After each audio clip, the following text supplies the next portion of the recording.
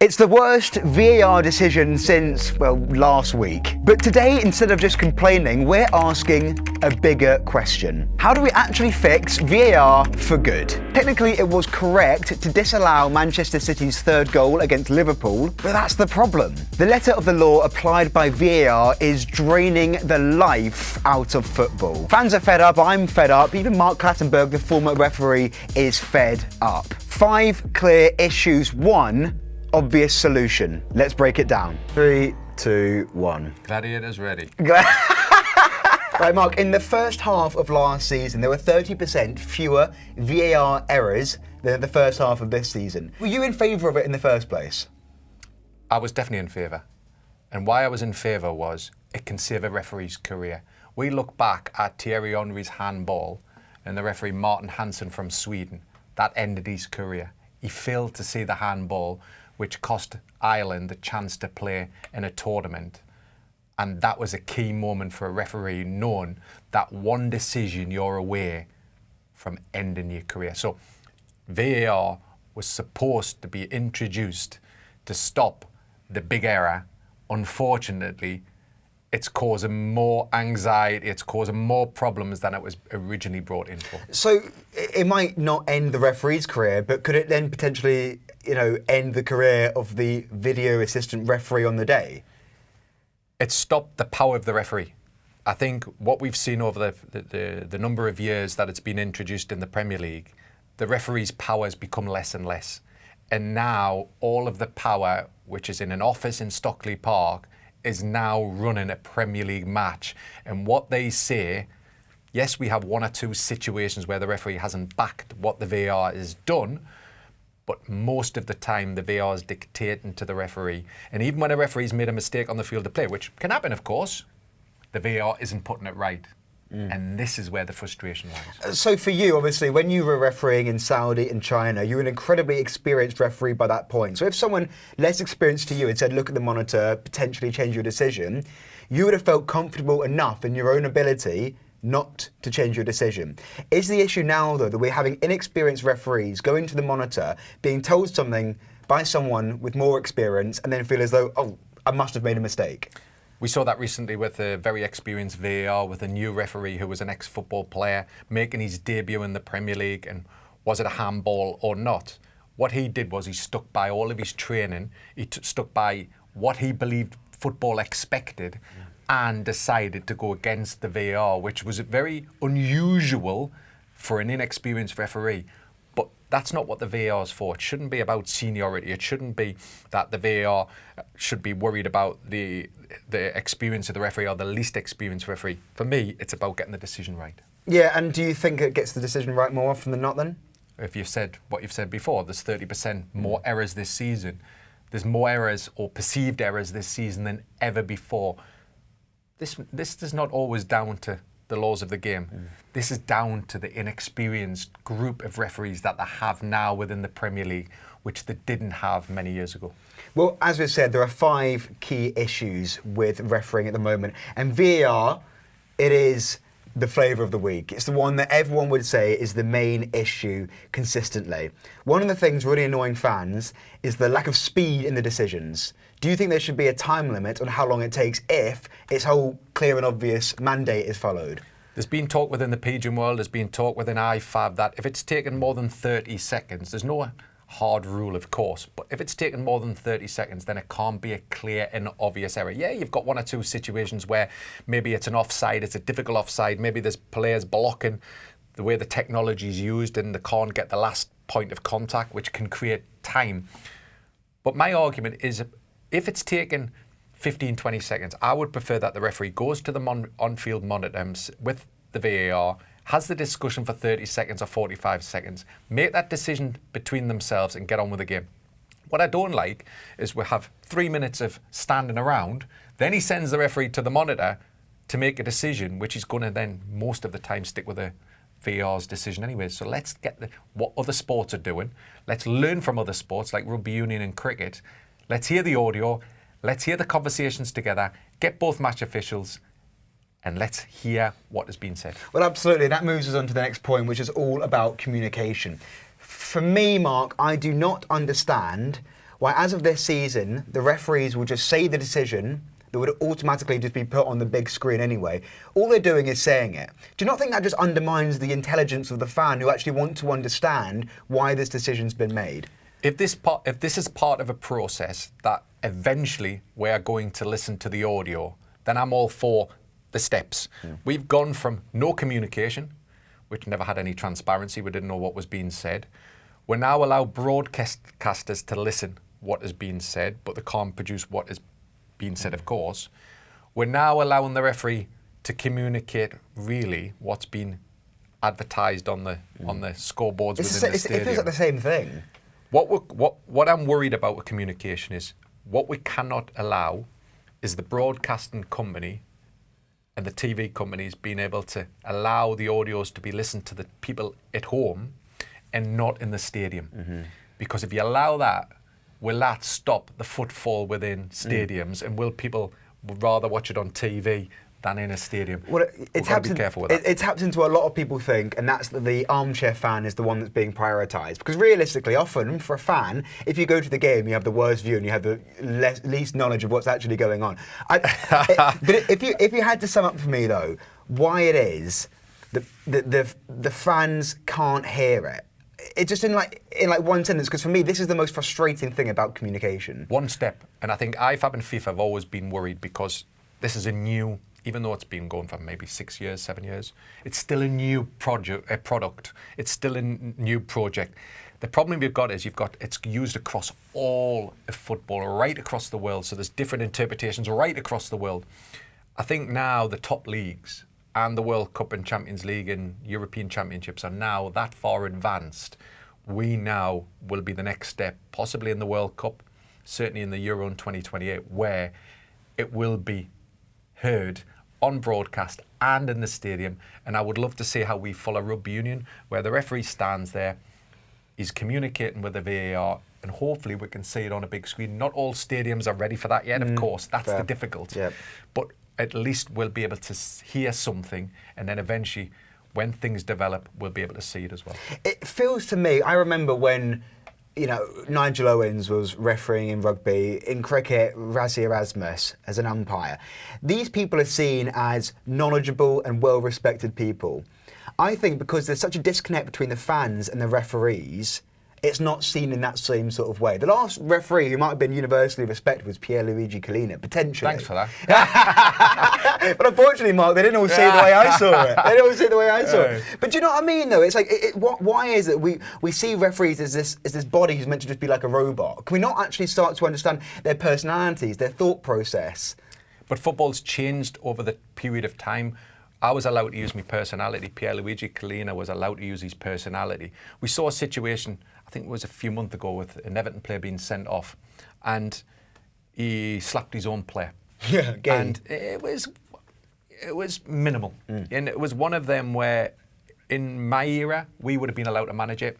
That isn't allowed anymore. Everything's become precise, and there's so much, because of the way technology's been brought in, because everything needs to be perfect. Football isn't perfect. We've lost that ability to be able to see it how football wants. Because you know what? Football and football fans are knowledgeable, coaches are knowledgeable, players are knowledgeable. They understand the game. One of the things that I see with these modern day referees now is they don't understand the game. They've lost that connect because they want to be perfect. Then they're saying, when to get involved, VAR to get involved, when they're not, what's a foul, what's a not. There's so much perfection, and I don't like that. Football isn't perfect. It's not. Do you think that fans will only begin to respect referees properly if the players do so? In rugby, for example, and I know in football they're trying to do this, only the captain can speak to the referee. Football, they've tried to implement it, but it doesn't look exactly, it's not happening. No, it never does. So, is that what we need then? Do we need that domino effect of the players, then the fans, and then it'll feel better? I think in general, players are well disciplined. They only get ill-disciplined when they think that there's been a mistake made, or there's not an understanding of why something was made. And when you see decisions on the field of play, and there's so much doubt, there's so much nervousness. That's when it goes to the players. Then it goes from the players to the crowd. I remember refereeing it. When players didn't give me dissent, the crowd level was low. When players started giving you dissent because they saw a perceived mistake, the atmosphere rose. And sometimes what I see in referees as well is they don't have the ability now to manage everything. It's not just the laws of the game. They have to manage the stadium, they have to manage the players, they have to manage the coaches. They have to manage a lot of things, and they've lost that ability. I agree. That's a really interesting point you're making. We will move on to in a further card. Abuse of referees and how much of a big thing it is. I remember though, actually, when it was Stuart Atwell was the referee. I was at an Arsenal versus Manchester City game, and the Arsenal players on the pitch felt completely wronged by a decision. I wasn't listening to commentary because I was in the stadium, and the fans really got it. It was so toxic. It was like a siege mentality. The decisions actually, as we went home, were correct. It was the right thing that had happened. But because we see these players giving this much abuse to the referee, we're like, they must be in the wrong. But I think, not saying all them years ago winning wasn't important, of course it was important to win. But the way that everything is structured now within the Premier League and the relegation and Champions League, there's more places up for grabs. It creates this, I wouldn't say animal, but it creates this thing that there's a lot of pressure put on referees. And you see coaches, you see players doing it deliberately. You know, you heard Rodri came out recently in an interview with after the Spurs game. After the Spurs game, because he feels that referees are wrong in his team. And he forgets that he could have had 2 yellow cards in the game. Of course, they only remember what they want to remember, of course. But it's pressure. You know, Sir Alex Ferguson used to do it at Manchester United for years. He used to put pressure on referees. He would get his players to put pressure on referees. That stopped for a while. And now we've got this new generation of coaches, young coaches. They're putting pressure back on the referees, and they're getting the players to do it. And when players are doing it systematically, it's very difficult for a referee to give a yellow card for dissent, because it's like he's doing it, the next one's doing it. The only way the referee can deal with it is by saying to the captain, you're the one that's responsible for your team. You're the one that's going to get the punishment. Did it ever impact you, the atmosphere? Do you ever think that you made a decision that was based on the atmosphere in the stadium? Never. But always the atmosphere was always, it's always difficult when the atmosphere is toxic, because they want everything. It puts pressure on the referee. You feel subconsciously, whoop, I don't want to make a mistake. But for me, that wasn't what it was about. For me, you had to manage all of this. And yeah, there was games where I didn't get it right. But most of my time, I was trying to manage the players, the coaches, the atmosphere, everything around to keep the pressure and calm as possible. Because if you keep it calm and everybody's calm, fans think, oh, that referee was good. I can't imagine being in the centre circle when you've got 80,000 people hanging on what decision you make. How does it actually feel in there when it's an absolute cauldron and you're going to make a decision that you know is going to be unpopular? I remember it was my first game after I'd signed for Saudi Arabia in 2017. It was West Bromwich Albion v Bournemouth. And I'd signed in Saudi Arabia. I had a weekend off, and then the following week I was asked if I would like to referee again. I was going to referee till the end of the season, but this was the next game. And I made 3 huge decisions against West Bromwich Albion. 3. All unpopular decisions. All 3, I backed my judgment. I was in good position. I seen them, and I called them as I would any other time. One of them was an offside, which the assistant didn't flag for. And Darren Fletcher couldn't believe that I was given an offside, but he went to the technical area. Somebody must have told him I was right, came back and he said, Mark, I'm sorry. Okay. But the atmosphere by the coach, Tony Pulis, and the crowd, and anybody that's been to West Brom, the fans come out, and there's a window on the main road where the referee's dressed, and they were banging on my dressing room window. How's that feel? Shouting obscenities. And I'm thinking to myself, I hope I've got them right. But it was so toxic that they blamed me for what they believed were injustices. Only when they'd been able to watch it on Match of the Day did they say it wasn't injustices. And the following week I went back as 4th official. Nobody said a thing. Can you hear the manager when they're giving you pelters on the touchline? You can sometimes, but what you try and do is you're trying to deflect. You're not wanting to engage in somebody that's angry because you know what, there's only going to be one result. It's possibly that he's going to be dismissed. So what you're trying to do is, on the field of play, if the technical man's here, you want to be keeping as far away as possible. Hopefully, in time, he's going to calm down. And most of the time, they did calm down. Was there, during your time in refereeing, much work done on mental stability and how to deal with the pressures and the hatred? We did have sports science and psychologists in the last few years of my refereeing career. I wasn't a big believer of it. Some referees needed it more than others to deal with the pressure, deal with the abuse. Because what we had when I was a referee, we didn't have social media when I first started in 2004.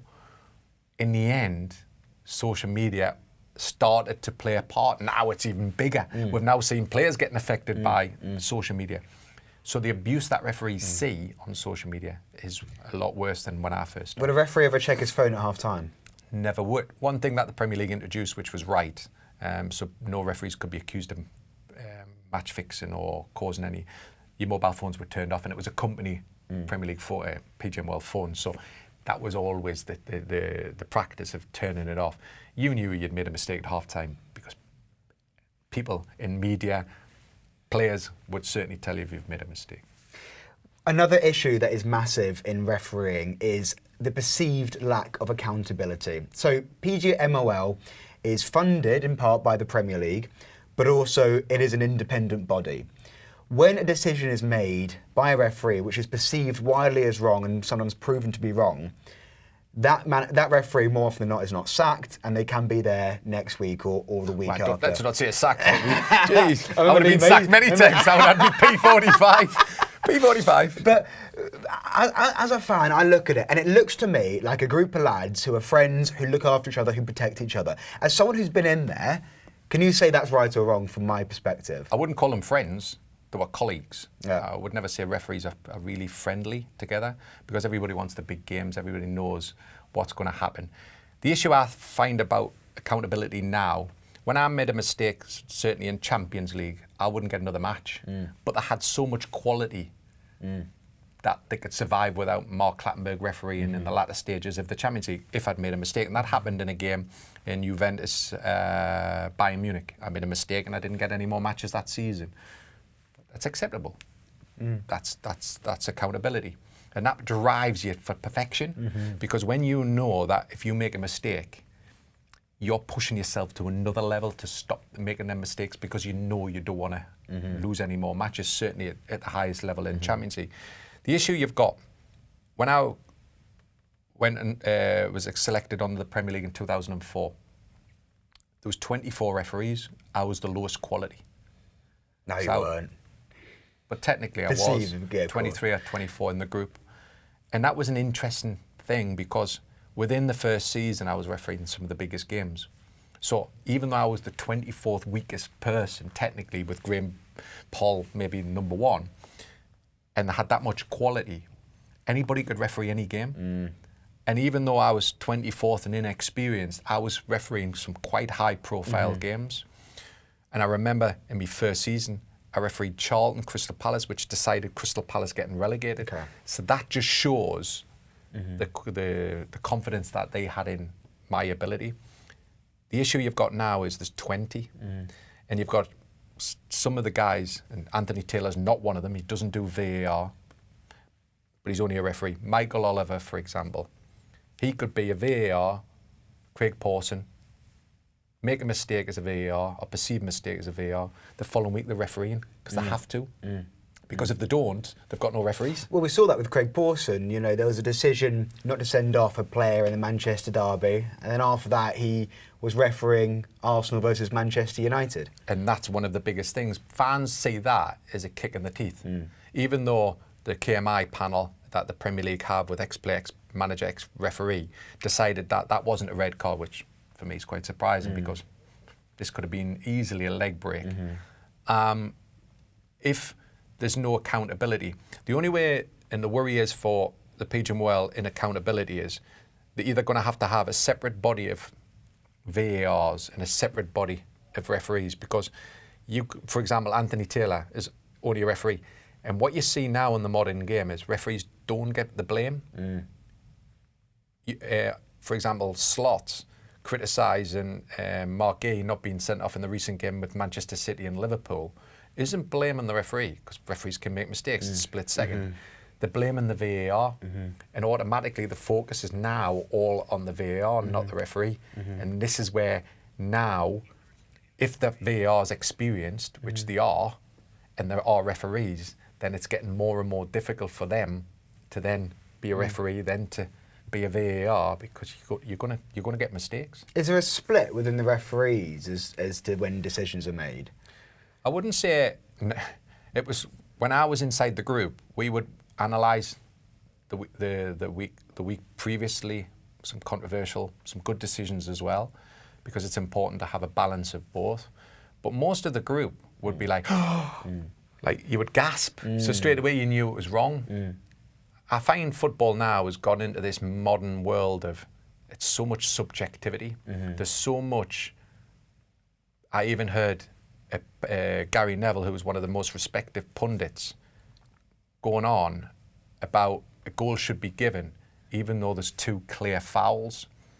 So what we're saying is, let's just turn a blind eye. So what you're describing there is the decision not to give Ryan Cherky the goal against Liverpool. So the first foul was Szoboszlai, and then the second one was Haaland fouling Szoboszlai. And so because he waved on the first one, and then Haaland fouled Szoboszlai, the referee had to go back to that advantage. Correct. What Gary Neville's trying to imply is that 2 wrongs should just allow the goal. And so do you think sometimes the referees, there's a perception that they are applying the letter of the law too much and they're not appreciating the spirit of the game? Or do you think it should be, these are the rules, this is black and white? What does football want? We can't have it both ways. We, years ago, without the technology, could use common sense. There was that unwritten rule in football. It was law, 90, and it was one of them where it was respected by the players, and players and managers respected you because you used common sense. Now there's so much at stake at the highest level. I think the only way referees can be protected is to use the letter of the law. Well, and if you use the letter of law, you're opening yourself up to criticism. Because I've seen a widespread of people talking about this incident with Haaland and Szoboszlai, and ex-players and everybody else are under the same impression. There's not many are saying that the goal shouldn't be given. But there's no option in the laws of the game to say you either give the goal or you send the player off. And I'm not sure which Liverpool would take. That's up to them. But there's nothing in the law that allows that. The law is quite clear, and players play to the letter of the law. You have to have some guidance in the game, or it would just be carnage. So when it comes to the letter of the law, Kieran Trippier could have been sent off very early on against Brentford at the weekend. Correct me if I'm wrong, it feels as though a decision like that is taken because it's so early in the game. They're not actually following the letter of the law, they're trying to keep the game alive. Interesting, because I had a similar situation. This was early in the game against Newcastle via Brentford, where Kieran Trippier clearly pulls the arm of an attacker. And for me, it's a simple foul and a red card. I don't think anybody could deny that. I'm not sure what the VAR was looking at. Maybe the fall wasn't natural, or there will be some excuse, of course. But he got pulled, same as Salah got pulled in the Manchester City game with Mark Clattenburg. I had a similar situation with Boyata at Manchester City and Arsenal many years ago, and Boyata was making, I think, his debut. He hadn't played very regular. They were bringing him in, and he made a mistake after a few minutes, and I had to send him off, denying of an obvious goal scoring opportunity. I sent him off. Letter of the law was right. I followed, because if I didn't do that, Arsenal would have complained at the end of the game and said Mark didn't follow the law. So I'm in a no-win situation. I either follow the law or I don't follow the law. Where do I sit? Both teams aren't going to be happy. So if I'm the referee and then I apply the law as it's written, then I can't really be criticised.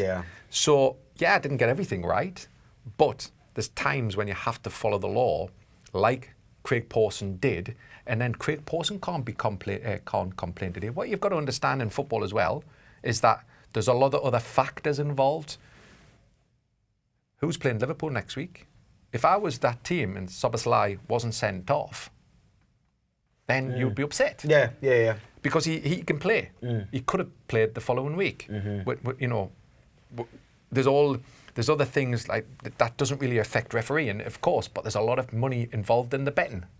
Some people would have had 2-1, some would have had 3-1. Yes, the referee doesn't think about that, but because he's applied the letter of the law, the referees cannot be seen he's been impartial. Is this why then some decisions take quite so long? Because they're trying to follow the letter of the law to the nth degree?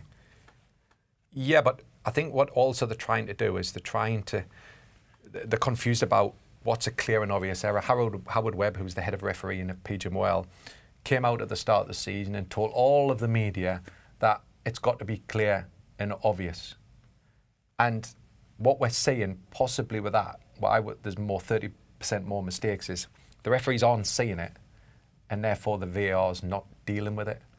And I think where I think referees have always find it difficult isn't the foul challenges. I think it's around the handball. I think we've seen some punished, some aren't. And I think that's what's causing a lot of issues. I think everybody accepts if the referees are wrong, but it's put right. I think if we saw a clear handball missed and everybody went, well, that's a handball, and then the following week the referee started to be more consistent around the handball, people would get it. Are referees football people? Because it sounds like a daft question to ask, but I sometimes wonder if they're so caught up in following the letter of the law or the spirit of the game. I feel as though for most people there's that intuition, there's the understanding of what would be the right and wrong thing to do in a certain situation. Sometimes it's like they're not quite sure which way they should go. I think are they all football fans? Do they live and breathe football? No, they are football fans. I think every referee will love football. If he's not, he's in the wrong job. And I think some of them can play football and some couldn't. That was natural. When I used to play inside, there was only a handful who could play football. The rest weren't that great. They've got to understand the law, and there's a lot of referees could get 10 out of 10 on the laws of the game. But that's not just what football is about.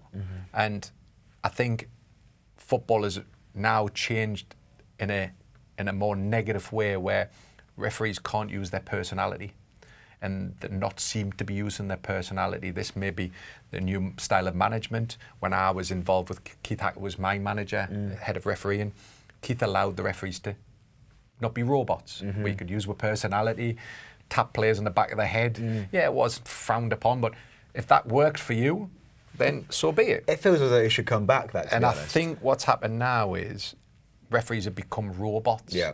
And when you have robots, the game changes. It's not as exciting anymore. You know, I don't see referees taking risks and advantage anymore. I don't see, referees giving players chances, i.e. if a player was on the edge, possibly yellow card or not, we used to use the public warning, bring a player in, say that's enough, and then everybody knew that if he'd committed his next one. I don't see that much anymore. Well, as human beings, we look for things that we can associate ourselves with, and we don't associate ourselves with robots, do we? And I think that sort of personality is what's missing when you compare it to, as I go back to, people like Nigel Owens in rugby, a personable guy, got on with the players, but also kept them in check. And I feel as though these are one of the biggest reasons as to why there is so much refereeing abuse. Pierluigi Collina said hatred is the cancer that could kill football. I mean, they are such strong words. Tell me about abuse that you felt when you were refereeing. Did you ever feel afraid on the pitch? Yeah, just put a point on why Pierluigi Collina made that statement. He believes that the abuse is so bad at grassroots level. And what they see at grassroots transfers from all the way from the top. So what they see at the top of Match of the Day or on the TV each week, they believe they can do. And it's got to stop at the top level. That's the first and foremost. When players are surrounding referees, they're putting pressure on referees, children think, or Sunday morning players or Saturday morning players think they can do that. And that's not what's healthy. Yeah. We're seeing more and more cases of referees being assaulted, which is absolute disgraceful. We're seeing more and more matches not being played without referees because referees don't want to do it anymore. Wow, that's damning. And if you have referees and you're losing referees because they're not enjoying it or they're getting abuse, you're going to have less and less to choose from when you get to the highest level. You need more and more referees to start at grassroots, to work their way through, to get the experience so they can reach the Premier League. And at the moment, while we've got so much abuse at the lowest level, in the grassroots level, referees are just not getting through that system. So we're not getting the quality at the top. And that's where I believe Pierluigi Collina is saying that everybody's got a collective role. We're not just talking about grassroots here. The professional footballers... They need to set an example. They need to set an example. You're seeing coaches. So you think it's a not setting top-down examples. solution then? You think that if we start seeing managers and players respecting the referees more, it will trickle down? Like we do with rugby. I mean, I never played to any high standards, you can tell by my physique, but when I used to play rugby, there was no back chat to referees ever, because it's just not how, we'd see the professionals doing it. Yeah, and I think I've had this many conversations about rugby, and there's a massive respect, and I think there's a respect between the two sets of players as well. I think it's a different mentality, but I think what I like about rugby rules is completely different to football. The punishment's higher, space is higher. If you reduce a team down to 14 players, that space is huge, and it can result in a try or two tries, and that's huge in rugby and football. Losing a player, that's why a sin bin would never really work in football, because it would just make the game a bit more negative than it has been this season. So I don't think certain things can work across the two sports, but one thing we need to do, I was all for captains being the spokesman of the team. That's been abused for years, and I think it's getting worse and worse. I think there used to be a rule, and I don't know where it's gone, or the FA has gone hiding. It used to be if 3 players surrounded the referee, the club would be fined. I don't hear about them fines now unless they're not being publicised. There was more than 3 players surrounding the referee yesterday on numerous occasions. Yeah. And are the players getting fined, or is the result of 3 points worth more than the fine? That's the question that people... Definitely. Is clubs not worried about the fine, but they're more interested in the pressure to create them 3 points? These go into some of the solutions you think the game needs to implement. So the final card I want to turn over here is, how do you fix football? Mark, I'd like to give you the chance to have 3 ways to fix football. No pressure, of course. What, bring me back a referee? No, I don't think anybody would want that. We'll welcome it. We'll welcome it. No, I think one of the things is, because we've talked about VAR. One thing about VAR is we've got to bring VAR back to basic. Yeah.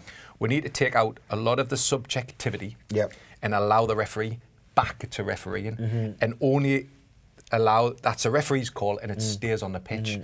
Where VAR is certainly hugely, or should be hugely involved in, if the ball's gone across the line, the ball's gone across any of the lines, which we saw at Aston Villa recently, at Brentford, and the ball is clearly out of play, or there's a foul gone inside the penalty area and it was clearly outside. I think all of them. So the black and white sort of decisions. Factual decision. Yeah. For So me, foul, for example, that is the referee on the pitch because he's the closest person to it. leave the subjectivity to the referee, and I think we'll discuss them, and we'll have the discussion in a pub. We'll have the discussion as people, but let's get it away from. We want the VAR involved. Let's get the VAR involved. Football's not going to be perfect, is it? Number 2.